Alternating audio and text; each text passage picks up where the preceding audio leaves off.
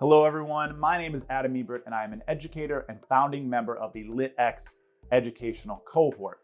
LitX is an organization that centers around pop culture media and the media literacy that comes along with it. Over the course of this summer, we have created a series of educational programming, some panels that will be featured on our newly created YouTube channel. The panel that you are about to watch is called Music and Comics, the Sound of Postmodern Sequential Art. This panel features some amazing creators, moderated by an amazing educator, Adon Alvarado. So take a look, enjoy, and I'll see you on the other side.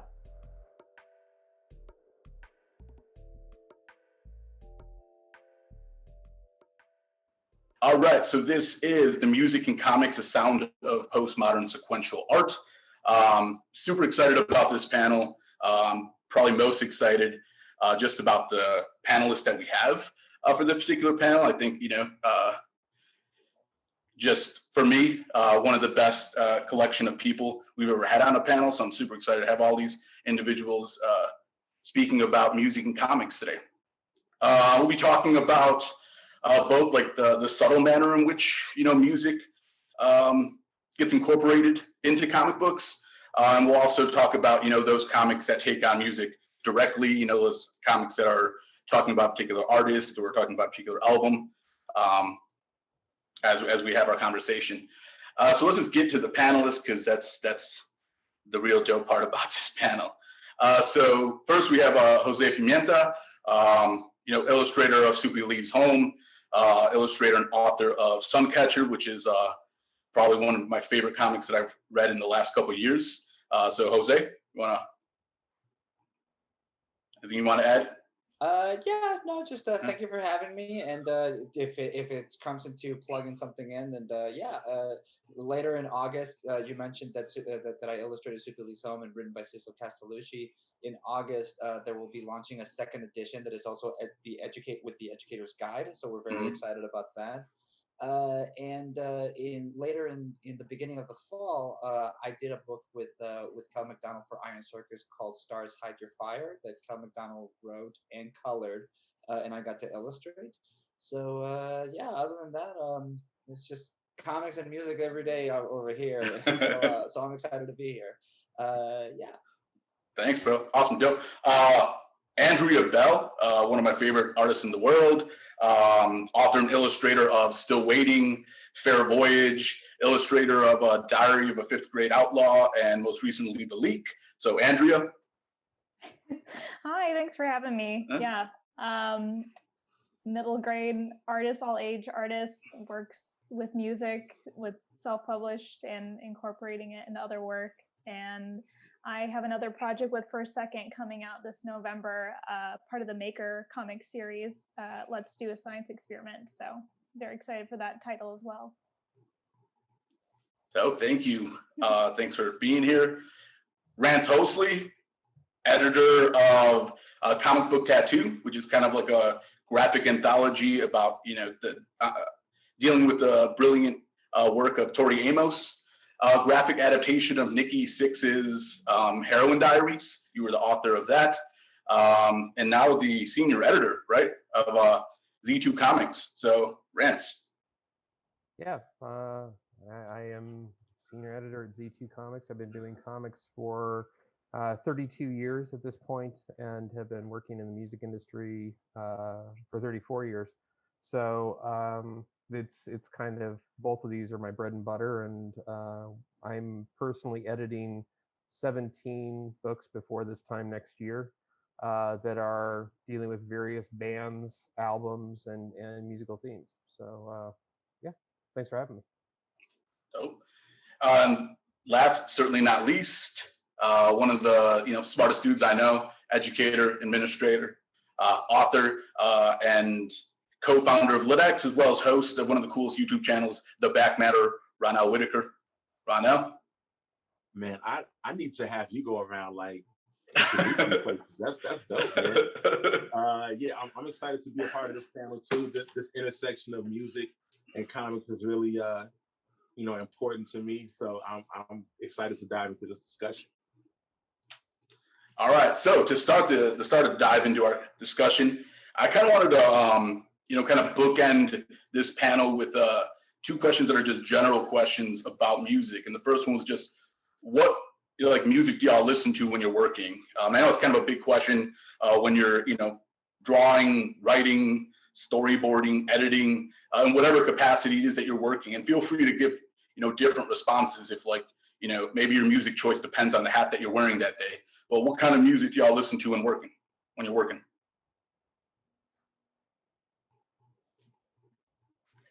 Anybody wants to jump in on that? I'll go first then. Yeah. It's that moment, right? I'll go first. So yeah, very much like kind of like what you said. It depends on what I'm working on that day. Like for instance, if I'm writing, I definitely prefer to listen to either something that I'm very familiar with, just so the lyrics and the human voice doesn't distract too much, or specifically instrumental. And when I say instrumental, you name it, all the way from kind of abstract experimental all the way to classical, classical music or industrial electronic or just anything that is just. The one thing that I will say is that I do try to listen to things that have like certain variations in there. So like for instance, it's gotten very popular to listen to what do they call it? Lo-fi beats. Lo-fi, yeah, like lo-fi beats. Like I'm so glad that people are listening to more music while they work, but that's the kind of music that I can't listen to just because it's too consistent for too long. So I prefer to have something going on. But whenever I'm illustrating or anything else, yeah, I'm one of those who makes a lot of playlists depending on the topic, just so it sets me in the mood, kind of thing.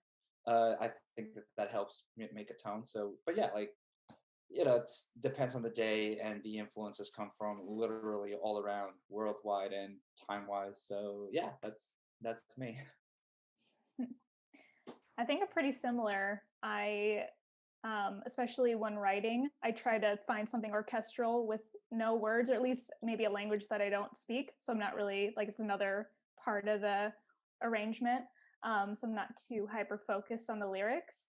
That tends to be a lot of like in a lot of familiar stuff. So maybe like the Zelda orchestral, like long YouTube video of all that. I was in band for 8 years as well, so I have a pretty high affinity for arrangements like that. And I know sometimes it's also like so like stuff I played in band in high school when I'm writing, or if there's like a scene that I'm drawing as well that I think like kind of encapsulates this one song, I'll just repeat that song over and over again until I'm done drawing the scene, just to like get all those feelings out.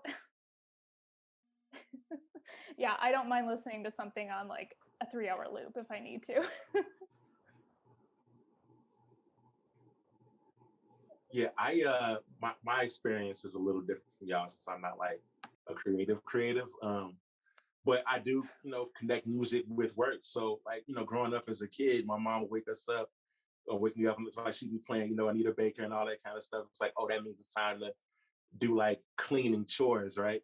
But what was cool was like that's the kind of music I listen to now when I want to clean up around the house and get something done, like folding laundry, because it makes the work lighter. But when I'm like writing an essay or lesson planning, I always throw on something like folky, like folk music. So like some Sufjan Stevens or Kings of Convenience, like something that's like I'm not going to dance to or be distracted by.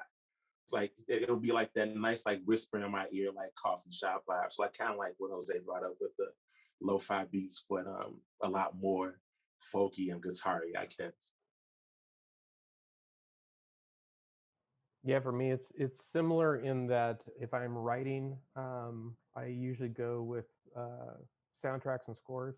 Um, I'm not so much in the orchestral stuff though, because I tend to zone out with that. And so if I'm writing or I'm editing, I'll be listening to stuff like Warren Ellis and Nick Cave's film scores, or like the Tindersticks stuff that they've done for Claire Denis films, or like Atticus Ross and Trent Reznor stuff. something that has a little bit of, well, and then again, it depends on what I'm working on. Because you want the tone of what you're doing to influence the authorial voice you're trying to bring through in the work. So, but I can't do any writing or editing if there's lyrics, like if there's vocalizations. So, but if I'm doing art, it entirely is driven by what the art is. Like if it's aggressive or whatever, I'm listening to something like Opeth or My Life with the Thrill Kill Cult.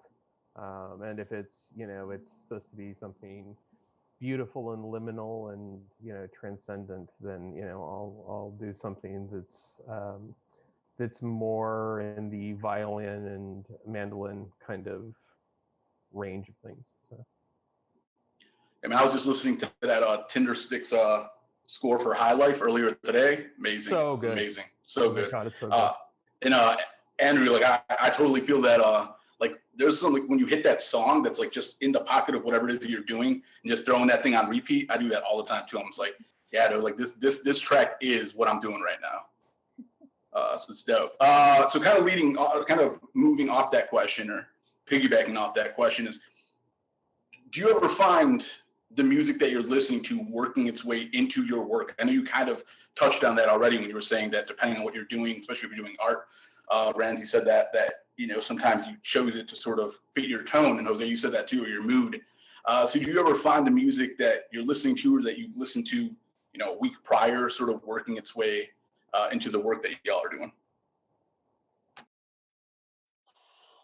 Yes, I mean, like I don't see how it doesn't. I mean, like maybe I guess maybe if some other artists are better at compartmentalizing that kind of stuff, but like I find it very difficult for music not to be influencing whatever it is that I'm working on. So like like, if I'm listening to Rage Against the Machine, like those lines are going to be like a little more jaggy. But if I'm, like it's if I'm listening to if I'm listening to the new Strokes album, it's going to be like, oh, there's a lot more circles. I notice.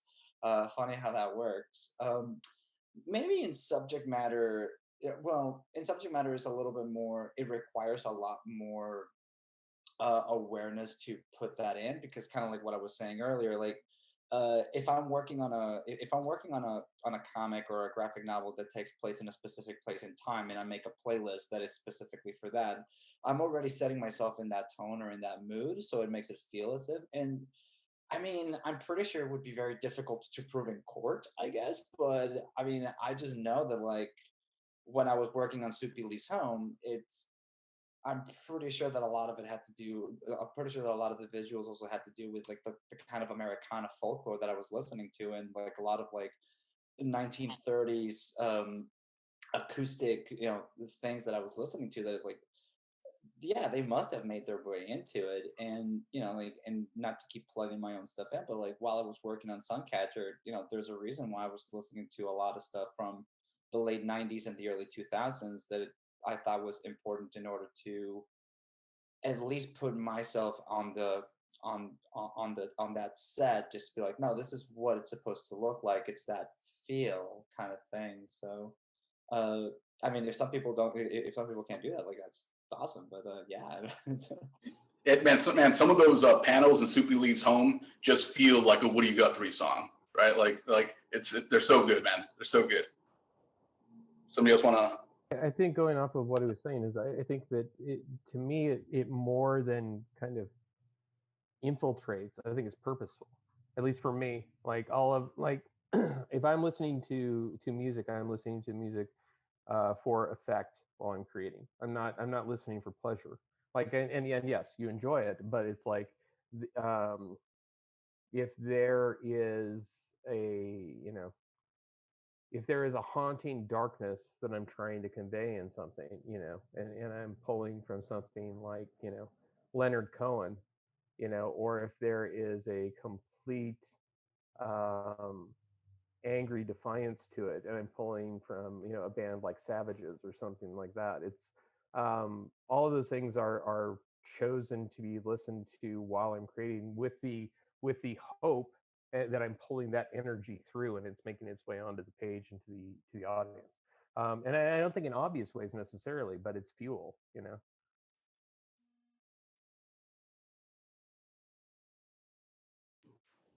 Yeah, I'm writing essays most of the time, so I would hope that I don't like throw on some NWA and start putting something crazy in there. But I will say though, it's weird how the universe aligns things because, like, as I'm ending the like toward the end of a project, I do tend to hit those like that pocket, kind of like Andrea brought up, like I'm just grooving at that point, and it's like the soundtrack kind of lines up like a weird needle drop, and that's kind of what I've put into my work with my channel. So I put like soundtracks to comics at the end of each book that I talk about, and I will talk about kind of like I'm scoring it, and I love what y'all are talking about, bringing in like this energy and vibe to a book when you all are writing, or to a piece when you're creating. Sorry, and it's sometimes like I think in all of y'all's work, when I look at it, it's like I always feel like I want to guess what you were listening to when you were making that, because like it sometimes it pops off the page, like in Suncatcher, man, like some of that stuff pops off like, yeah, I know what's happening in this moment right now, like what's on the car radio that's going by right now, which is really cool. Yeah, I really like this through line of fuel, how you're saying, Grant. Like I never put that word to it, but that's very intentional, like to gear yourself up to start on something. Because I guess like the place where mine leads in a lot is all the beginning, like all the prep work in the beginning, like thinking if I'm starting a new book or like thinking about the character, what they're listening to, and kind of getting myself in that headspace, maybe listening to that music, or if I am like writing, it's taking a walk, listening to this playlist that I created to get me in, if it's a particular era or that vibe, that feeling, just like inundating myself with those sounds. Then it like inspires me to keep going. But I think I don't know if I have like the intention behind my pen, like with the music, that connection. I think it's a lot of upfront work for me. That's dope, man. The next question I want to think, now we're talking about just like how, music might have the influence, be that fuel.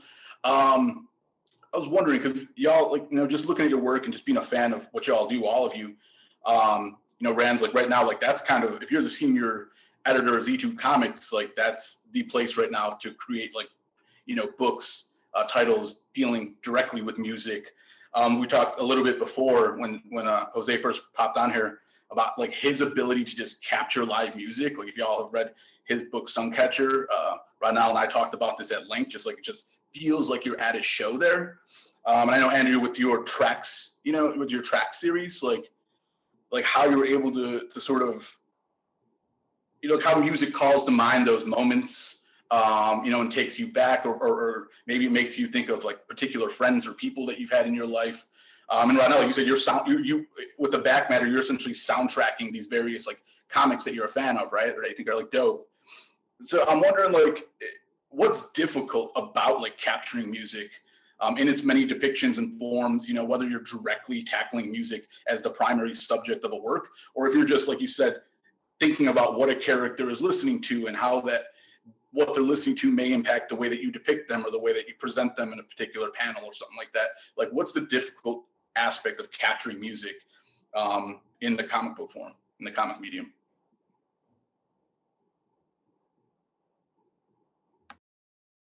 I think for me the challenge with it is trying to have it be authentic and to the specific band or to the specific musical artist, and honor their kind of art. Um, we're doing we're doing graphic novels that range from Beethoven and Dio to Cypress Hill and Joan Jett, and those are some pretty widely diverse musical styles, and and in the same way you have to look at how you're trying to capture the kinetic energy of music, of those bands in how you tell a story, and subject matter aside, of do you do a biography, or do you do where it's artists' interpretations of songs, or of a person's experience listening to the songs. Again, these things are what feels right to the band, what feels right for us in trying to think about what the fans want, what the fans expect in their experience of that. But then the challenge is really trying to make sure that that you've got creators who are music fans first and foremost, because I genuinely believe, I like, speaking from a creator standpoint, taking off the editor hat, like if I'm into a band, like it's not that hard for me to convey the energy of the music, like, because for me, music and comics makes perfect sense, even more than music and film, ironically, because there's no sound, because it's all beats, it's all structure, it's measures and small fast repeated panels or staccato, and you have a long held E minor chord, which is this beautiful long wide panel that that goes across 2 pages. Like, all of these things are natural structure, echoes of what music is. And so if you really love the music, if you're really into it, and your lexicon in terms of comics, to me it seems like a very natural thing. But there are some people that struggle with it. So my struggle as an editor is finding people who not only get that, but also vibe with the music and vibe with that specific band. So I know that they're going to be able to bring that to life on the page. I could hear you talk about like the correlation between comics and music. I love that little stint. That was great. Yeah, I would say, like, even just as a reader, it's obvious when a creator doesn't know the language, right? When I read sci-fi, for example, like that, Yehudi is dialed into hip hop, because the hardest thing to do with music and comics is to get a reader to hear a song that they've never heard before. So when, like, in that book, and and I think all y'all have tackled that in a lot of different ways. It's like, if someone doesn't know the language of that world of hip hop, of rock, or whatever that is, genre they're in, or even that band they're talking about, then it sticks out like a sore thumb. And there have been times when I've read comics that introduce lyrics, or even like books that introduce lyrics. Like, the thing I hate the most is the music in Lord of the Rings, because it's like, what are we doing here? Come on, man! Like, I don't care about Tom Bombadil unless he's gonna bring that loot and like actually save some people. Get out of here with this. But it's like, it's when people know the actual language, it's beautiful. I was reading MPLS Sound, this like all about like the world around Prince and like that new funk era, and it's as somebody who grew up during that time, it's like, yes, this is exactly the energy of what it was like to like be anywhere near the orbit of like, that whole Prince world. And Ed Pisker's hip hop family tree is like another example where it's like, this dude speaks the language and it comes out, just the visual representation of what it feels like to listen to that music. And I love that Rance brought up that feel part, because that's the part that's toughest to recreate. It's not like, the lyrics itself, it's the like, or the music, it's like this is what it feels like to be a fan of that genre or that music.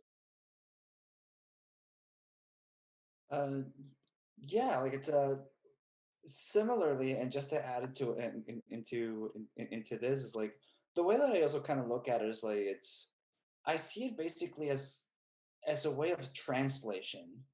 And this is just something that I think that I've been very fortunate to be able to develop during my time making, this, because, like kind of like in a similar way of like someone hands you a script and you have to translate that into pictures.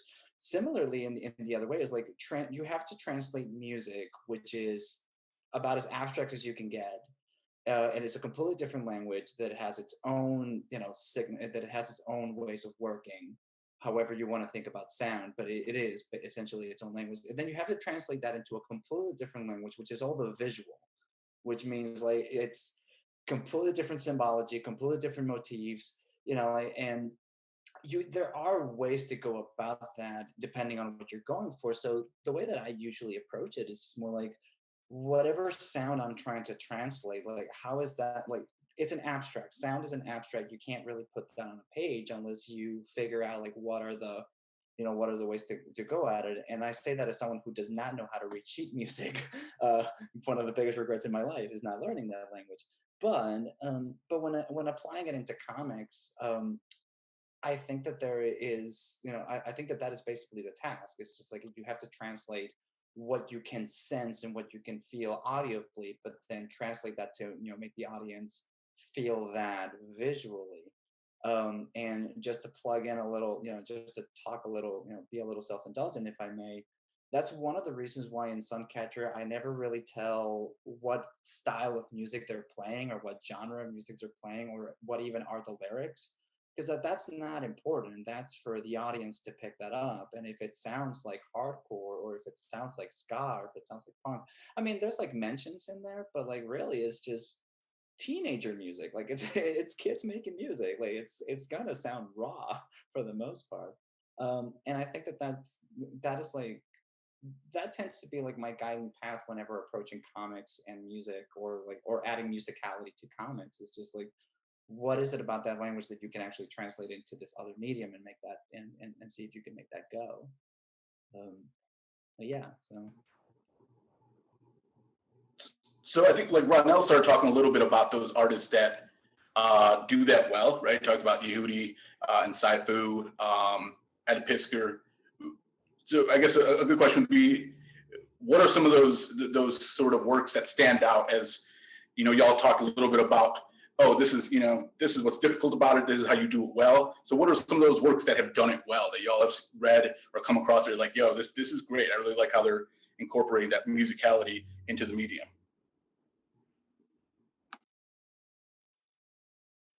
For me, Jaime Hernandez is the unbeatable master. Like the fact that um, to be able to get across the kinetic energy of being in a LA dive club in the periphery of the punk scene in the early '80s, and to the point where you can smell the stale beer and cigarettes, and you can hear the amp being overdriven. You can hear how goofy the bass sounds because it only has 3 strings on it.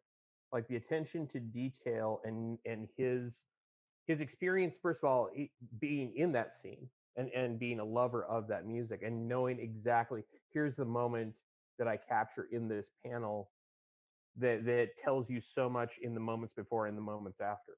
Um, and that it's, it becomes this gateway to an entire other world. Like there were musical movements that I became more aware of because of Love and Rockets and because of Jaime's depiction of hoppers in the fictional bands La Llorona and Ape Sex, and those are, I think that honestly, like if I could ever do anything that's half that good, I will feel like that's an ultimate lifetime victory.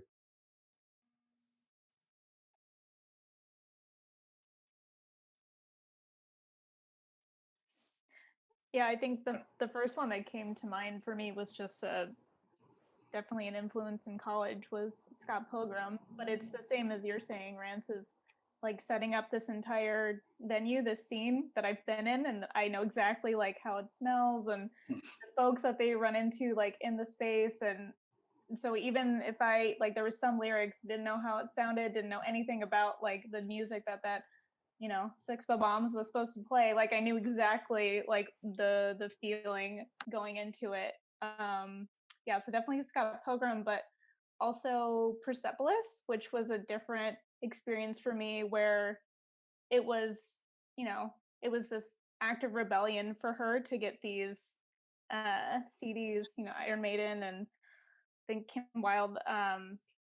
Yeah, and just so you like you knew the weight of like what and how she was illustrating it and showing the process of getting that music in, like it it just painted this huge picture of just like, oh, this is huge, this is going to inspire like so much further down the line. And you did get to see that like as the books progressed. But yeah, it was like a very impactful moment, seeing that, and especially because that whole book is in just black and white grayscale, so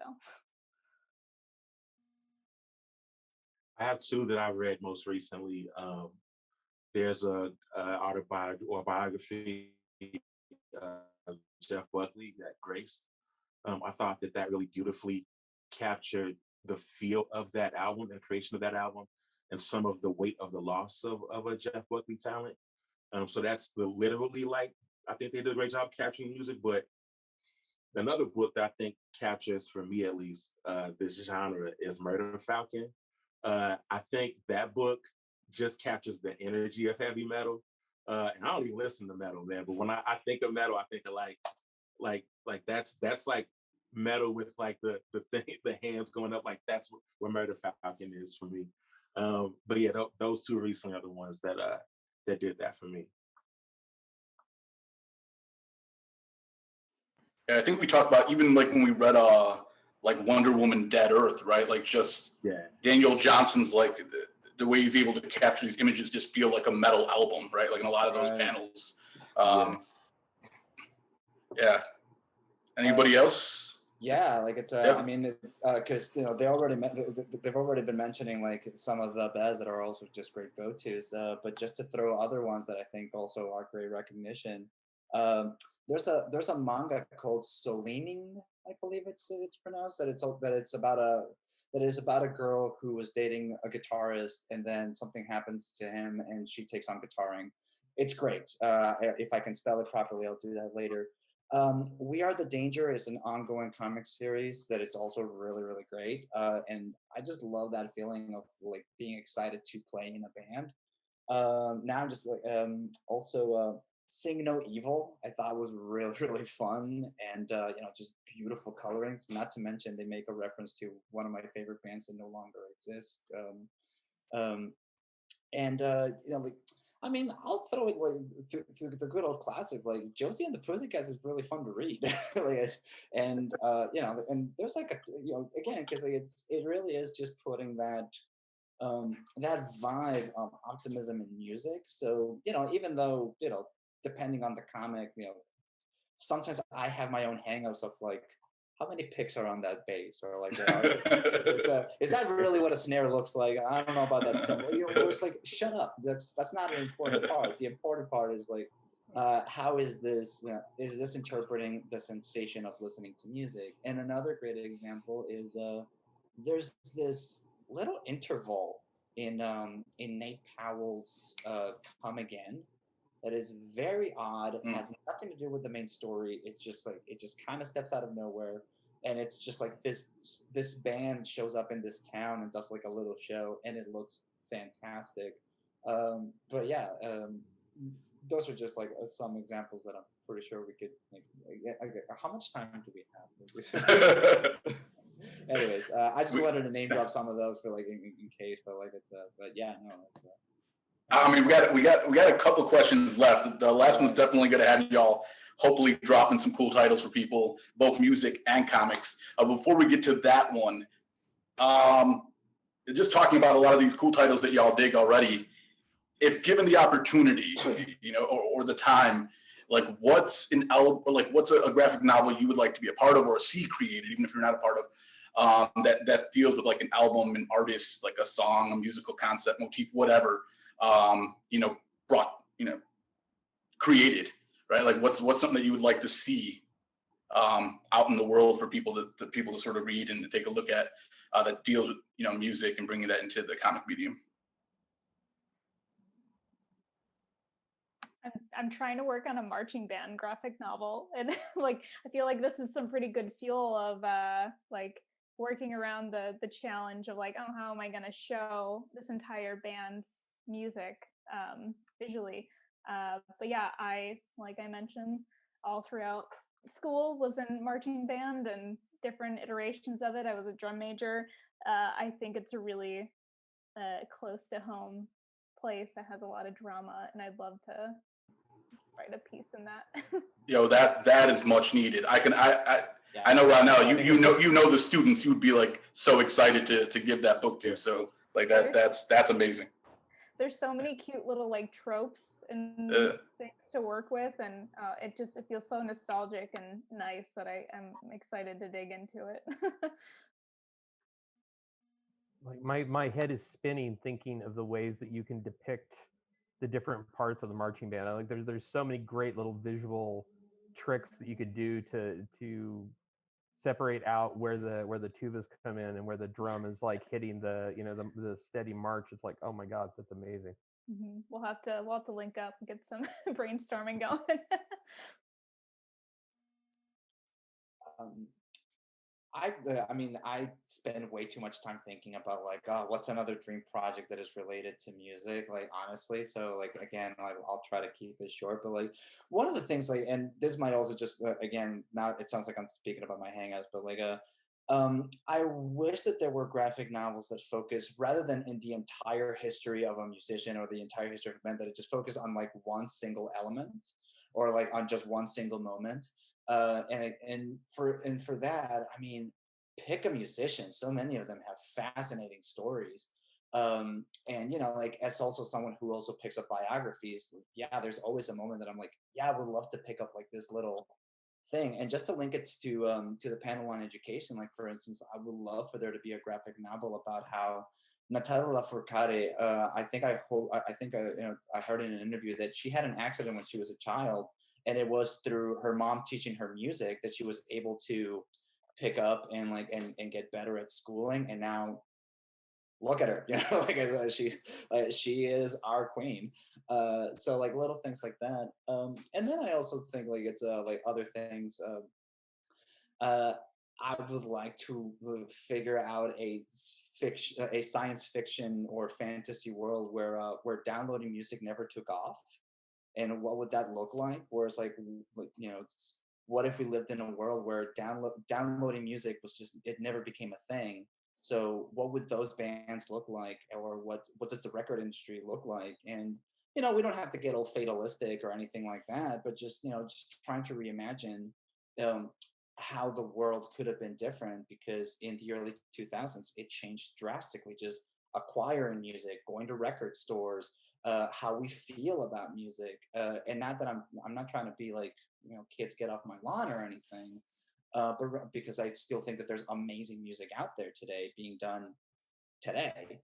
But the industry has gone through drastic changes in the past 20 years, so I am kind of curious, like what would that have what would that look like if something else would have happened in that sense? So yeah. There, Yeah, sorry, go ahead, man. no, I was going to say there are definitely bands that I are on my wish list that I'm not going to mention because negotiations and stuff. But yeah, I mean, there are advantages to being a senior editor at a publisher that specializes in music books. It's like going, oh, so let's talk to that management company and see if we can get this happening. Bands aside, I have a graphic novel that I have half the script done, and I'm too slow to draw it myself, so maybe I'll have someone else draw it. But it's about working in music journalism in 92 to 94 in the Northwest, and working for like small indie papers that are the equivalent of like the LA Weekly. In Seattle, it would be The Stranger, The Rocket, and there were a lot of regional papers in like Spokane, Washington, and Pullman, Washington, and Moscow, Idaho, and stuff, where the thing that was exciting about the grunge scene, for all of the amazement of Soundgarden and Mudhoney and Nirvana and Alice in Chains and all that, the real amazement was that you could go to any bar on any night in 1992 in any town in the Northwest, and odds were that there was an amazing band you had never heard of that was playing some of the most amazing music you'd ever heard. And it was literally one of those magical moments in history.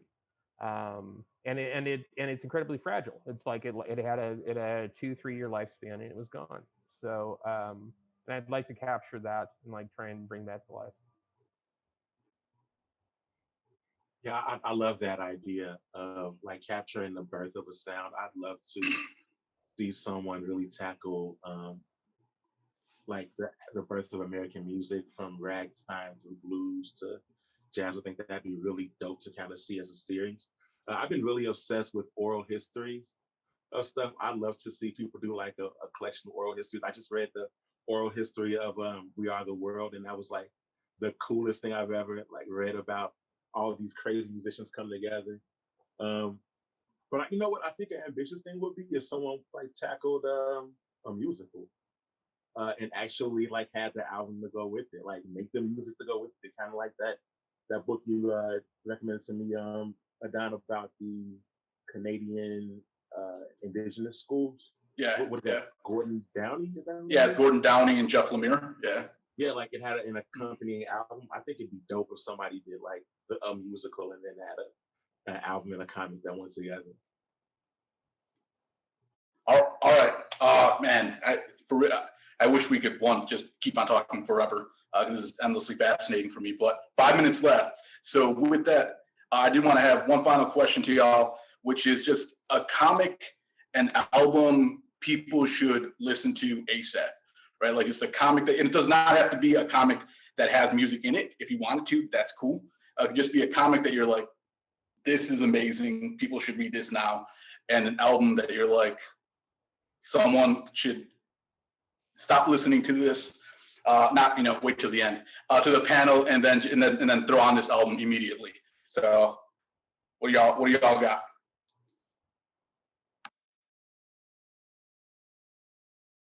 This is terrible.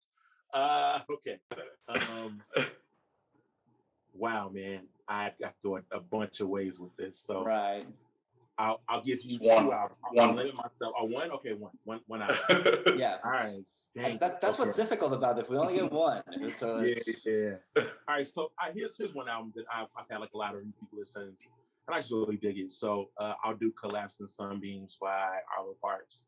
I just think that's just a really dope album. I think that they get a lot of credit overseas, but I don't know if they have like a lot of energy behind them here. I think more people need to hear. I think it's kind of an important-ish record with its, the way that it tackles depression and sexuality, all that kind of stuff. And one book, man, that's terrible, dude. I don't know. I'm gonna mulligan that. I don't know. I read like so many of them. I don't know, man. Sorry, but the album Arlo Parks definitely. I think I'm comic and I'll come back. There's so many, there's so many great books out there. The one that I'm going to recommend, the one that I'm going to recommend is The Hard Tomorrow by Eleanor Davis. That is a book that if you haven't read it, go check it out right now. It's amazing. Both the plot of what's happening with the characters is very heartwarming and very interesting, but what's going on in the world around them is terrifying. So that's the book that I would recommend. I know that we had an email exchange and I recommended an album, but like I'm going to change my answer to I recently discovered this Mexican band called Melted Ice Cream. That's the name of the band, Melted Ice Cream. They are from Quintana Roo. I don't know if they have an album yet, but I listened to them on YouTube, and it's really cool, laid back kind of surfer music and kind of poppy. Like I recommend that band. They're just so nice. Those are my two. It's very difficult to just pick one. But I'm sorry, y'all. I'm sorry. I don't know. It's otherwise we'll be here forever. I was trying to like sneakily make sure I had this comic name correct. There's a new like middle grade book coming out with First Second called Jukebox, and from all accounts of it looks super adorable and cute of these kids finding a jukebox. I think there's some time traveling. I don't like to spoil too much before I dive into stuff like that, but that one's coming out soon. It looks really cute. Very excited. And then also, I feel like I'm trying to revisit my youth in a lot of ways during this pandemic. So I've been trying to digest a lot of new emo type of music. So I've been checking out Magnolia Park. I don't think they have a full album yet, but I know they had another single come out a couple weeks ago. But literally every track on Spotify by them is it just like warms my little heart. Like I don't know, it's like really hitting some of those spots from high school Andy. And I just love what they're doing. It's great. Sorry, I had to move because the gardeners, of course, showed up. And there's the noise outside. So on albums, I'm going to recommend Gojira's new album, Fortitude, which is one, like their previous albums, I loved a good portion of the songs on it, but this is one of those rare, perfect start to finish albums. The musicality, the complexity of composition in it, the messaging on it, like they're donating a huge portion of the proceeds to things like the Amazon rainforest, and it's very direct and very purposeful in trying to spread awareness on social injustice and environmental injustice, and it still rocks. I mean, it completely just it's the thing I have on the headphones when I go running in the morning. So I love it. And I'm not going to recommend a comic. I'm going to be a heretic here. But in lieu of that, I am going to recommend that everyone rent, buy, or watch Nick Cave's 20,000 Days on Earth, which is a documentary about his process of recording like 3 or 4 albums ago, Push the Sky Away, which was recorded on his life as he hit the 20,000 days alive on Earth mark. And so it is a dreamlike documentary. It's an observation on what it means to face up to your mistakes that you made when you were young, how difficult that is as an artist and as a creator when your mistakes are captured for eternity and played by people and they're fans of it. And it's about really what it means to be human and to create. And I discovered it shortly after we went into the first lockdown during the plague year, and it honestly, like, it totally centered me and kept me sane for a good 7 months of that first lockdown. So I cannot recommend it enough. I think it's a miracle of filmmaking. So. All right, y'all. Ronell, one last chance. Yeah, I got it. So just real fast, I'm a part of this thing called the Finer Things Club with Adon, where we pick 3 pieces of media and we read, listen to, and watch it, and then we discuss it. And the last pick was mine that I think would be really dope to kind of recommend to y'all. So I'll do Cyclopedia Exotica. I think it's a really dope book, and it kind of connects to what Ranch just talked about with like what it means to be a creator and be an artist, and using that to possibly look at some of the ills or the situation in our society. So I'll go with that. All right, so unfortunately we're out of time. Yeah, man, I could talk to y'all forever. One, thank you for being a part of this panel. You guys were all dope. Thank you for sharing your knowledge and talent and experience with us. I know people are going to get a lot out of this. So yeah, man, thank you all so much. Any sort of last comments y'all need to make, or stuff that y'all want to throw out there? Make music and make comics. Excellent. All right, y'all. Appreciate you. That's it. All right, everybody. So I hope that you enjoyed this educational programming from LitX. Please be sure to like, share, and subscribe to our channel. Click that bell notification so that you are immediately notified when some new panels and videos drop. Please be sure to check us out on Twitter at WeAreLitX, and keep an eye out for everything that is coming in the future. Thank you, and we'll see you soon.